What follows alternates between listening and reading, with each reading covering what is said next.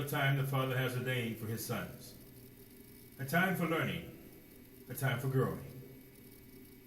Everything that the Father creates has an opportunity to grow.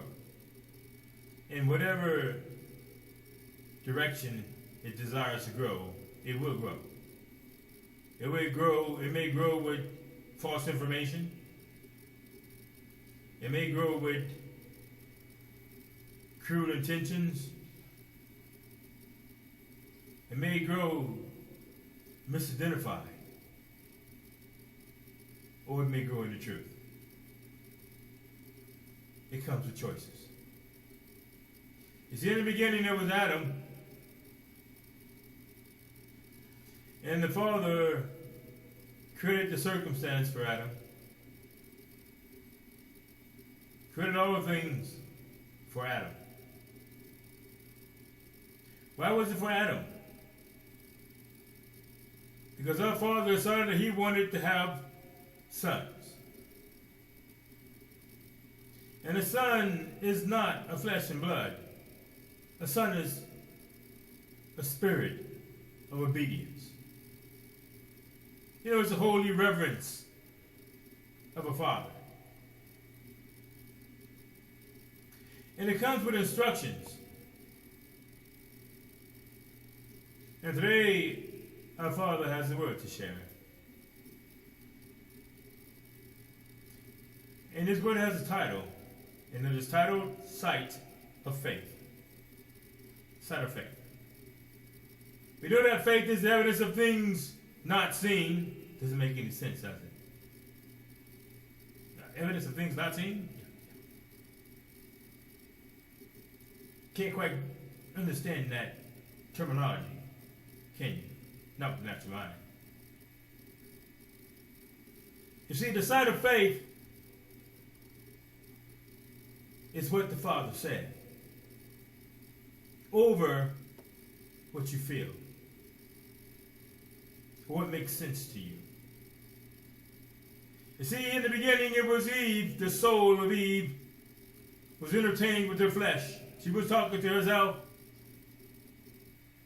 And her flesh encouraged her to see. Not the sight of faith, but the sight of words. Can you see it? I can see now. I can't be like a God, she said. She saw the reasoning. And she neglected the faith. Well, she knew the faith.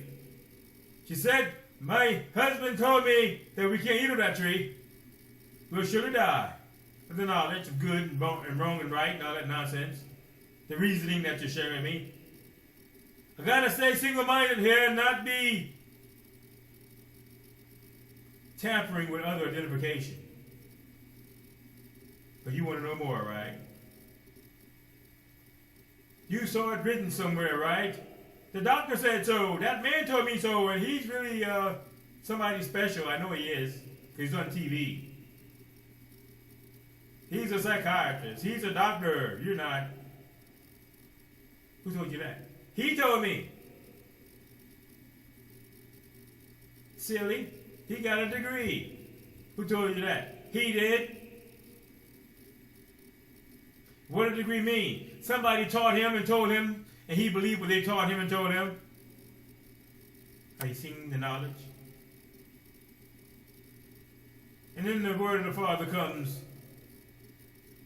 Put me in remembrance. What did I say? And we are so quick to tell them what they said. They're going to take my house. They're going to burglarize my house. That's what they said. I didn't say that. I told you that I don't need you owning anything on this earth. Because if you own something on this earth, you have the earth. You know that, right? Jesus did not indulge in that luxury. Here, man, you want a nice shiny car? You want a job? Want some money? We'll make you famous. Not needed. Because they can control you like a puppet. How about the money, man? You know, you can get a lot of things with money. They can't buy peace, bro. They can't buy your daughter reverencing you because you spend time with her. Or your wife. You're not working every day of the week. You spend time with your family. Over the money, right? Son's got to hear my father, hear him well. You've been seeing too much lately. And it has been wearing my ears with hearing of your nonsense. I'm hurting. So I went and talked to that doctor. He told me I have a Juba Ubica. A what? A Juba Ubica. I can't pronounce it, sir. But I have a Juba Ubica and I need some pills. It could be some side effects. But I need the pills. Now, when the side effects come, I need some more pills. Now I got some problems. Now I have hallucinations. I need some more pills. And you got to pay for the pills, right? Because you saw the words, inspired by the feelings. Here's the instructions of the Father. You must not entertain the thought that you own something on this earth. Yeah, you have it. Because if you entertain that thought, that means you are of the earth. And the Father says, I need to know. You can't be of the earth and be of my Son. Because my Son is a spirit. You can't be the flesh and the spirit at the same time. It's what he sought to know about Abraham. Hey, you're that boy that I promised you in your old age, Yazard? I need you to go and put him on the altar, man, and do like you do one of them lambs, cut him open and burn him. Well, he's going to cry. It's going to be a quick death. Don't you just do what you do. Sound cool. That sounds cool. How can you say that, Father? It's cool if you're in the flesh, bro. You can see fleshly cruelty. Oh, that poor baby is starving. Oh, he's mean, he's ugly, he's this, he's that. That's who you are. Did I tell you to see all of that? Jesus would not. He said, the poor you have with you always. I'm not watching that. They make poor decisions. I get it. So now you know. Now you know that the only submissiveness that you give the world is when you seek for its approval. Seek for its lordship. Seek for what it has to offer. It's not shining your car. It's shining all the other cars. It will cost you a lot more money. Now wash it every day. Don't let anybody touch it. I get it.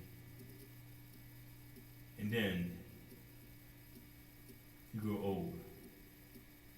And there's a shiny car right outside. There's a pond. Out the window you got a pond in the back of your house. You got the big huge home with the big room. So what? It's just a room. Give me a bed. And then you recognize what you sacrificed for all of that. Life. And that's what the Father created for your choice. Because the serpent was created to steal, kill, and destroy life. If you allow it. And my Father has his hands crossed, something like this. Because he wants to know if you want to be his son or not. And you must be tried. As with fire. The faith that I've given to you must be tried. Are you going to believe what I said or what they said? Are you going to believe my word or your feelings? Because your choice will identify you as my son or not. Because my son obeys me. It's written. Those that love the Father obey him. And it's not some fluffy commandments of man. You know, commandments. Do this, do that. No. It's when he speaks to you very quietly about his character. Like he did me today. He spoke to me a couple days ago and says, get your house in order, man. You got too much stuff. I need you to purge your home. Purge my home? Yeah. Go through all your clothes and all this stuff, and what doesn't need to be here, get rid of it. Or I'll give you nothing extra. How can I give you something more? Your barns are full. Too many clothes. We went to packing. We got boxes downstairs galore to get out of here. And then today I said, okay, Father, what am I going to do today? I've done what you told me to. And he said, to me, you have not.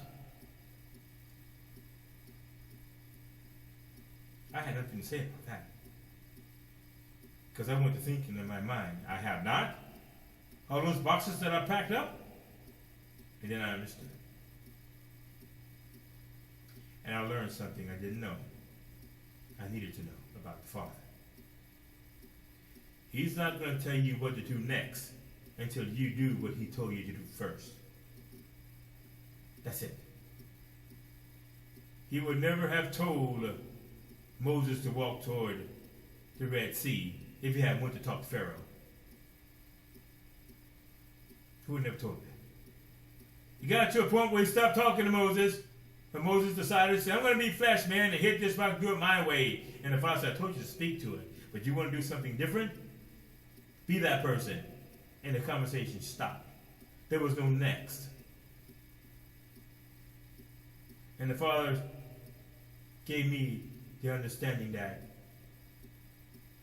I had to see his word as it is. I had to go and try on the rest of those clothes, all of them, even the ones that look like I can wear, and 4 more boxes came out. I had to clean out the closet all day today. That was my day today. Getting the things purged. And it's done. The office is clean. The closet is clean. Everything is downstairs in boxes. A few more things left with the wife and the daughter, and we'll be done. And then the Father says, now I can talk to you. Don't disappoint me again. Wow. What a relationship. I love this type of learning. You won't get what's next till you get done what I told you to do. And this was the elevation of Jesus, one step at a time. He relinquished the sight of his flesh to go with the word. I must be about my Father's business is what he said. Not somebody else's business. Not somebody else's happiness or contentment. I'm not trying to make anybody happy or content. I got to do my Father's business. And his word is, it's the small things that lets me know that you're my son. It's what you do when I tell you to do it. Why did I need to get this house in order? Because my Father is an orderly Father. He created all things in order. And he said, if we're going to hang out together like this, bro, and I'm going to be in you, and you in me, as with Jesus, I need you to be on top of things. I need you to speak the truth at all times. I need you to be the truth at all times. And do not turn away from me. He said, this is how I should make you my children. Call me my Father, and do not turn away from me. It's written. What do you mean turn away? The instructions. Jesus had to follow the instructions. Hold on, bro. The dirt in his hand, spit in it, stir it up. Come in. Put the spit with dirt in the man's eyes. Says, now I need you to go down to this pool and dip in there, and you're going to come out seeing.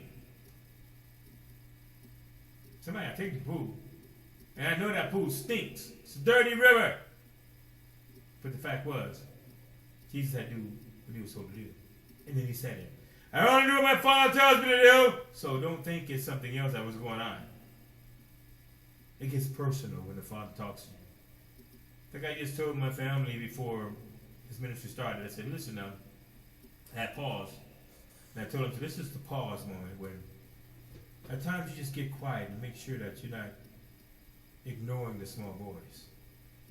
Small voice. It tells you, you need to finish getting that done.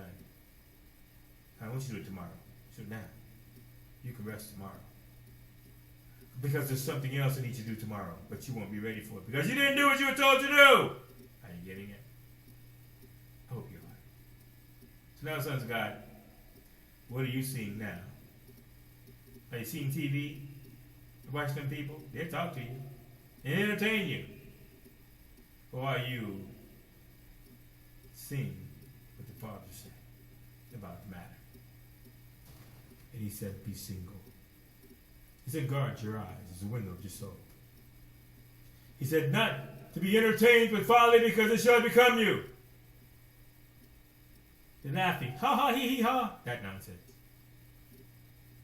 You must meditate day and night now. So you can know my voice. Because now, I'm making the list that I told you about. You know the book of life, that book? This is my son, this is not.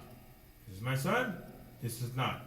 So when the time comes, one should be taken, the other left. Are you getting it? What do you mean by left? The flesh is still walking around and you're in it. That means you're left. If the flesh is dead and the soul is gone someplace else, something happened. Why did he just die all of a sudden? He's not dead. He left the flesh. You're still in your flesh. Good luck. Are you getting it? Sons of God, live in truth or die to lie.